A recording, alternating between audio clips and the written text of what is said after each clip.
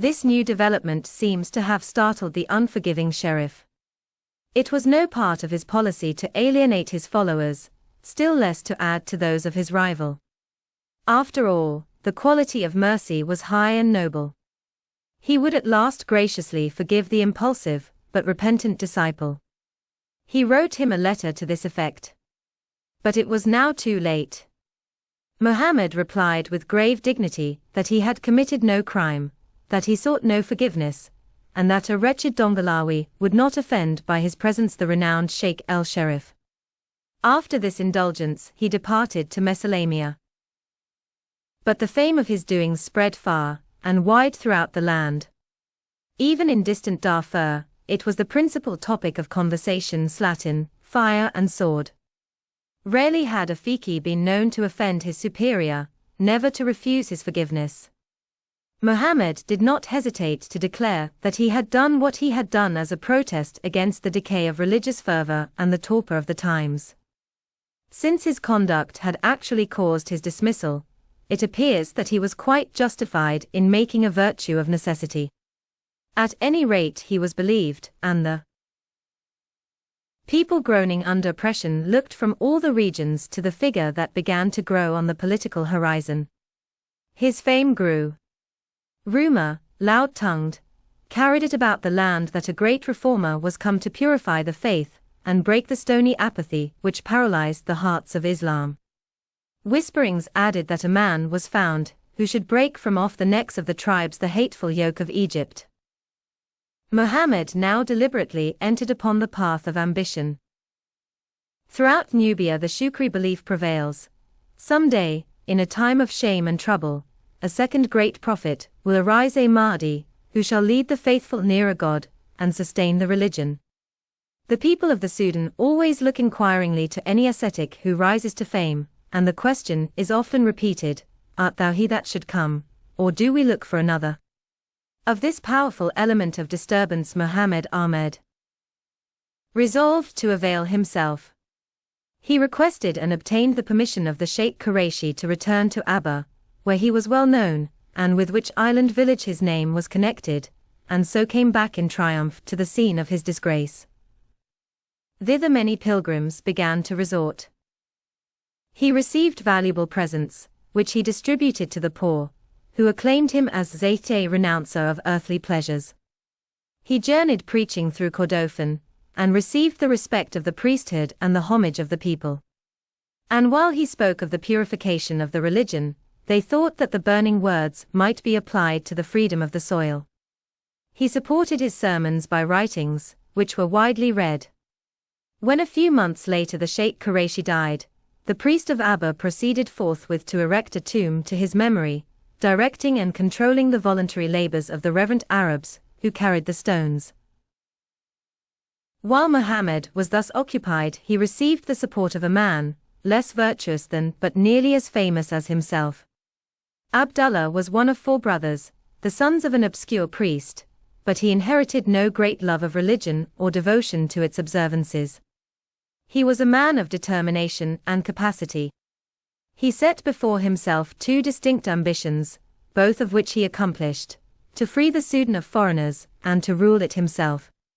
He seems to have had a queer presentiment of his career. This much he knew: there would be a great religious leader, and he would be his lieutenant and his successor. When Zubair conquered Darfur, Abdullah presented himself before him and hailed him as the expected Mahdi. Zubair, however, protested with superfluous energy that he was no saint, and the impulsive patriot was compelled to accept his assurances. So soon as he saw Muhammad Ahmed rising to fame and displaying qualities of courage and energy, he hastened to throw himself at his feet and assure him of his devotion. No part of Slatin Pasha's fascinating account of his perils and sufferings is so entertaining as that in which Abdullah, then become Khalifa of the whole Sudan, describes his early struggles and adversity. Indeed, it was a very troublesome journey. At that time my entire property consisted of 1 donkey, and he had a gall on his back, so that I could not ride him. But I made him carry my water skin and bag of corn, over which I spread my rough cotton garment, and drove him along in front of me. At that time, I wore the white cotton shirt, like the rest of my tribe. My clothes and my dialect at once marked me out as a stranger wherever I went, and when I crossed the Nile I was frequently greeted with a "What do you want? Go back to your own country. There is nothing to steal here." What a life of ups and downs. It was a long stride from the ownership of one saddle-galled donkey to the undisputed rule of an empire. The weary wayfarer may have dreamed of this, for ambition stirs imagination nearly as much as imagination excites ambition. But further he could not expect or wish to see. Nor could he anticipate as, in the complacency of a man who had done with evil days, he told the story of his rise to the submissive Slatin, that the day would come when he would lead an army of more than 50,000 men to destruction, and that the night would follow when, almost alone, his empire shrunk again to the saddle-galled donkey, he would seek his home in distant Kordofan, while this same Slatin, who knelt so humbly before him, would lay the fierce pursuing squadrons on the trail. Mohammed Ahmed received his new adherent kindly, but without enthusiasm. For some months Abdullah carried stones to build the tomb of the Sheikh el-Qurayshi. Gradually they got to know each other. But long before he entrusted me with his secret, said Abdullah to Slatin, I knew that he was the expected guide. Slatin, Fire and Sword, page 131. And though the world might think that the messenger of God was sent to lead men to happiness in heaven, Abdullah attached to the phrase a significance of his own, and knew that he should lead him to power on earth. The two formed a strong combination. The Mahdi, for such Mohammed Ahmed had already in secret announced himself, brought the wild enthusiasm of religion, the glamour of a stainless life, and the influence of superstition into the movement. But if he were the soul of the plot, Abdullah was the brain. He was the man of the world, the practical politician, the general. There now commenced a great conspiracy against the Egyptian government.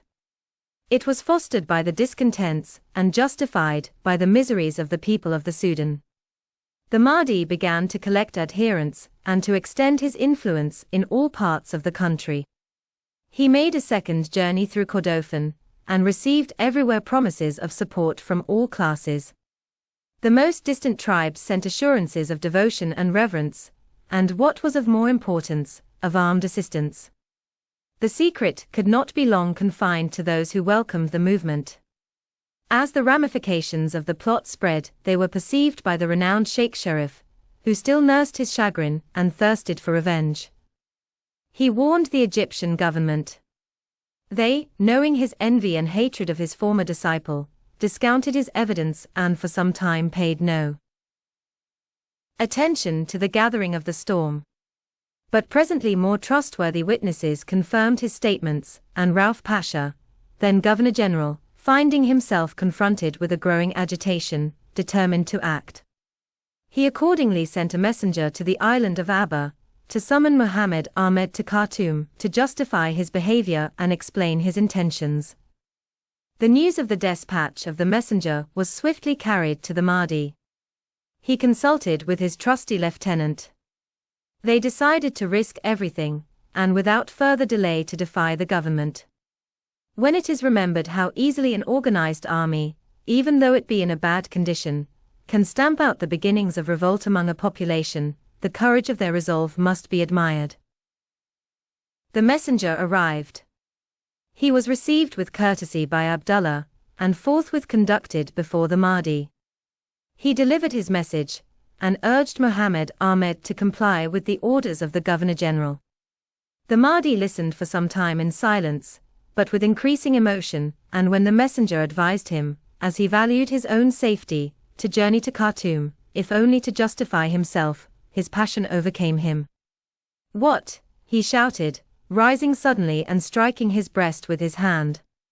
"By the grace of God and his Prophet I am master of this country, and never shall I go to Khartoum to justify myself." Slatin, Fire and Sword, page 135. The terrified messenger withdrew. The rebellion of the Mahdi had begun. Both the priest and the governor-general prepared for military enterprise. The Mahdi proclaimed a holy war against the foreigners, alike the enemies of God and the scourge of men. He collected his followers. He roused the local tribes. He wrote letters to all parts of the Sudan, calling upon the people to fight for a purified religion, the freedom of the soil, and God's holy prophet, the expected Mahdi. He promised the honor of men to those who lived, the favor of God to those who fell, and lastly that the land should be cleared of the miserable Turk. Better, he said, and it became the watchword of the revolt, thousands of graves than $1 tax. Or Walder, 10 years captivity in The Mahdi's camp. Nor was Rauf Pasha idle. He sent 2 companies of infantry, with 1 gun by steamer to Abba to arrest the fanatic who disturbed the public peace. What followed is characteristically Egyptian. Each company was commanded by a captain. To encourage their efforts, whichever officer captured the Mahdi was promised promotion.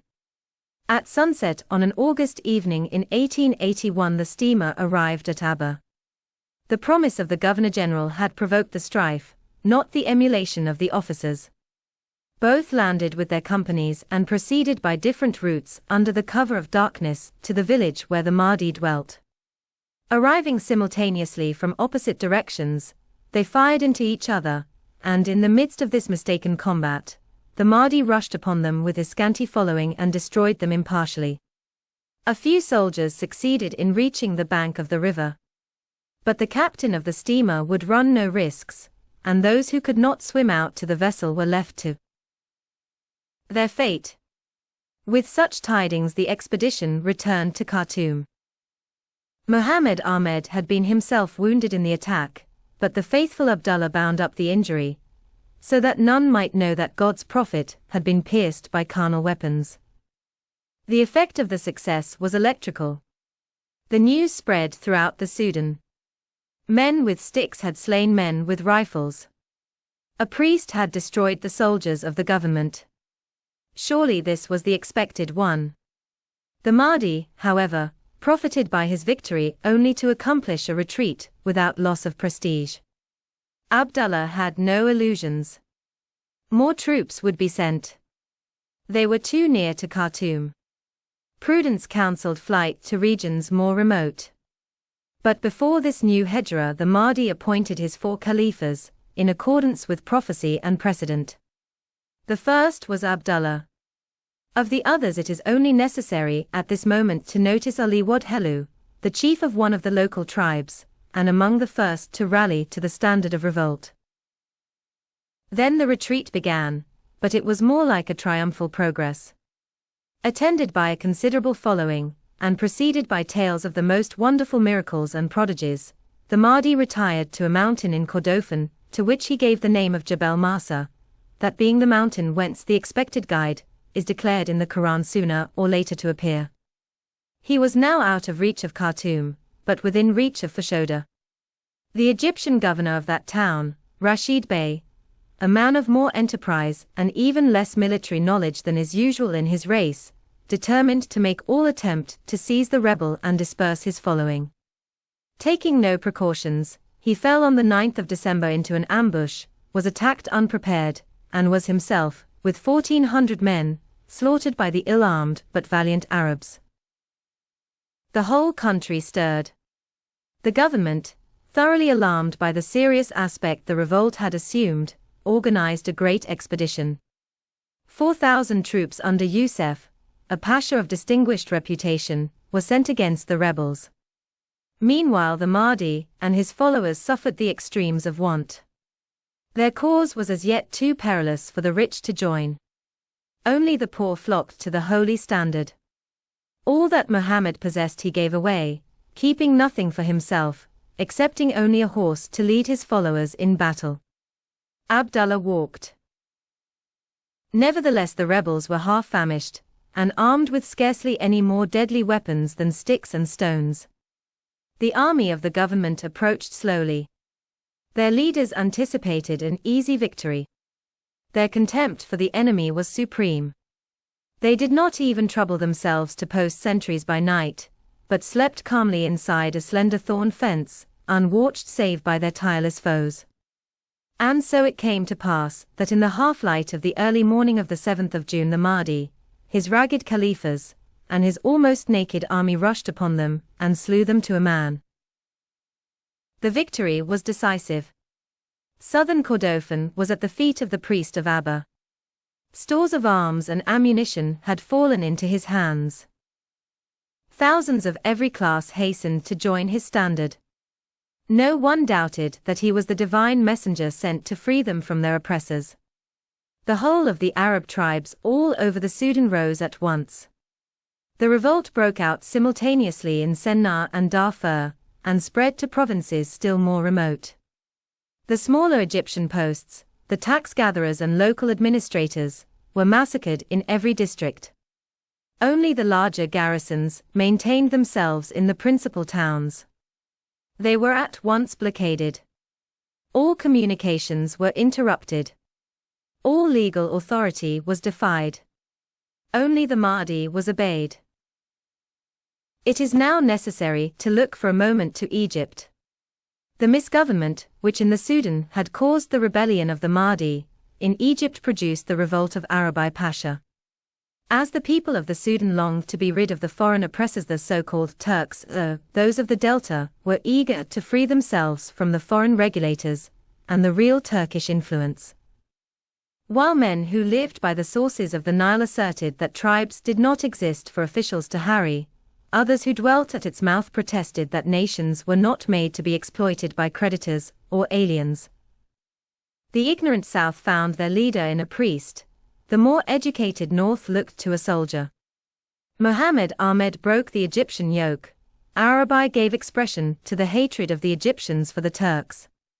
But although the hardy Arabs might scatter the effete Egyptians were not likely to disturb the solid battalions of Europe. After much hesitation and many attempts at compromise, the Liberal administration of Mr. Gladstone sent a fleet, which reduced the forts of Alexandria to silence and the city to anarchy. The bombardment of the fleet was followed by the invasion of a powerful army. 25,000 men were landed in Egypt. The campaign was conducted with celerity and skill. The Egyptian armies were slaughtered or captured. Their patriotic, but commonplace leader was sentenced to death and condemned to exile, and Great Britain assumed the direction of Egyptian affairs.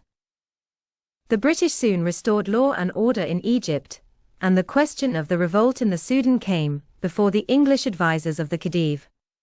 Notwithstanding the poverty and military misfortunes which depressed the people of the Delta, the desire to hold their southern provinces was evident. The British government, which at that time was determined to pursue a policy of non-interference in the Sudan, gave a tacit consent, and another great expedition was prepared to suppress the false prophet, as the English and Egyptians deemed him the expected Mahdi, as the people of the Sudan believed.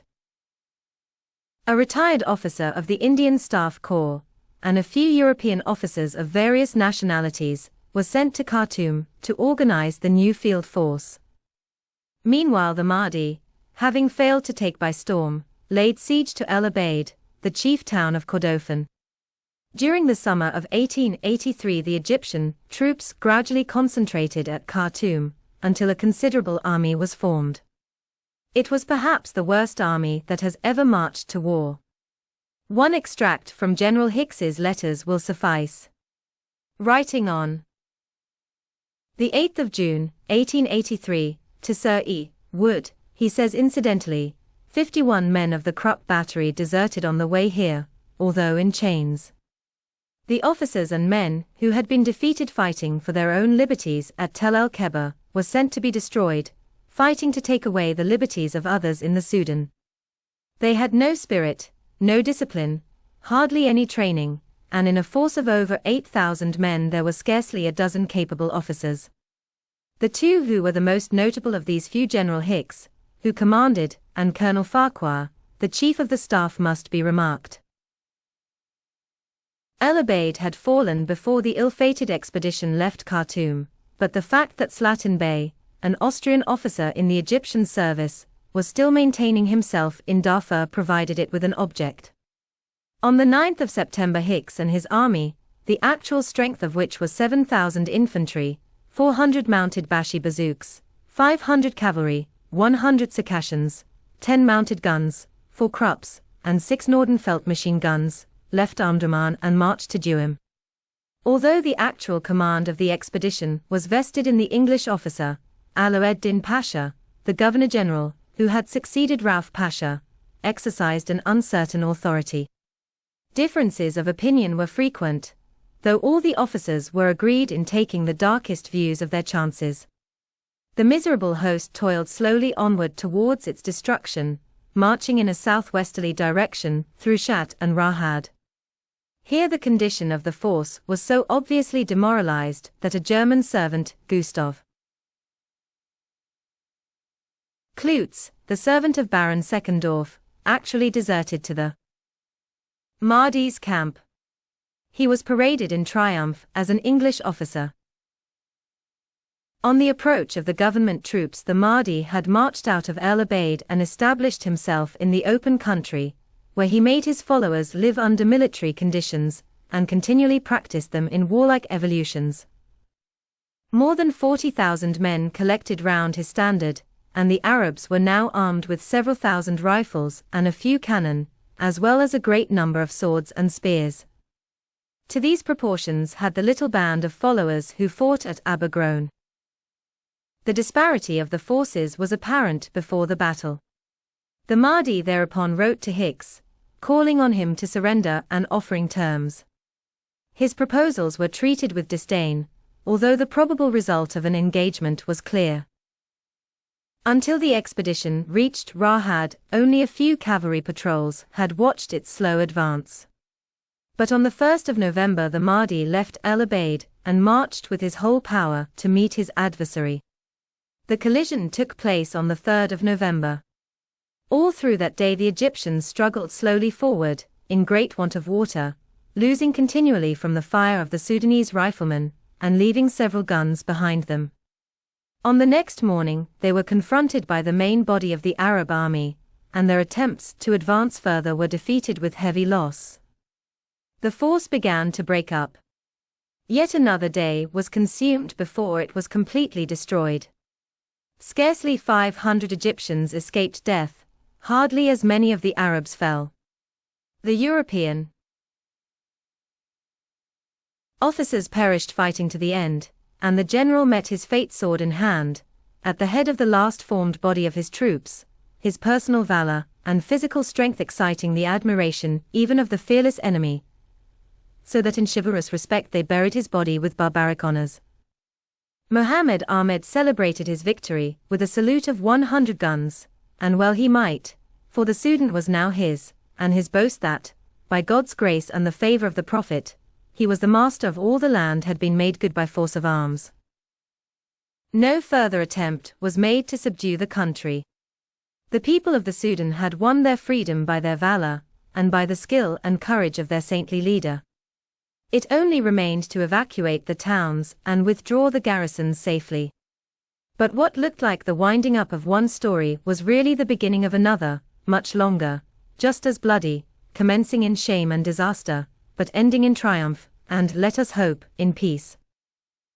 I desire for a moment to take a more general view of the Mahdi's movement than the narrative has allowed. The original causes were social and racial. But, great as was the misery of the people, their spirit was low, and they would not have taken up arms merely on material grounds. Then came the Mahdi. He gave the tribes the enthusiasm they lacked. The war broke out. It is customary to lay to the charge of Mohammed Ahmed all the blood that was spilled. To my mind it seems that he may divide the responsibility with the unjust rulers who oppressed the land, with the incapable commanders who muddled away the lives of their men, with the vacillating ministers who aggravated the misfortunes. But, whatever is set to the Mahdi's account, it should not be forgotten that he put life and soul into the hearts of his countrymen and freed his native land of foreigners. The poor miserable natives, eating only a handful of grain, toiling half naked and without hope, found a new, if terrible, magnificence added to life. Within their humble breasts the spirit of the Mahdi roused the fires of patriotism and religion. Life became filled with thrilling, exhilarating terrors. They existed in a new and wonderful world of imagination. While they lived there were great things to be done, and when they died, whether it was slaying the Egyptians, or charging the British squares, a paradise, which they could understand awaited them. There are many Christians who reverence the faith of Islam, and yet regard the Mahdi merely as a commonplace religious impostor whom force of circumstances elevated to notoriety. In a certain sense, this may be true. But I know not how a genuine may be distinguished from a spurious prophet, except by the measure of his success. The triumphs of the Mahdi were in his lifetime far greater than those of the founder of the Mohammedan faith, and the chief difference between Orthodox Mohammedanism and Mahdism was that the original impulse was opposed only by decaying systems of government and society, and the recent movement came in contact with civilization and the machinery of science. Recognizing this, I do not share the popular opinion, and I believe that if in future years prosperity should come to the peoples of the Upper Nile, and learning and happiness follow in its train, then the first Arab historian who shall investigate the early annals of that new nation will not forget, foremost among the heroes of his race, to write the name of Muhammad Ahmed.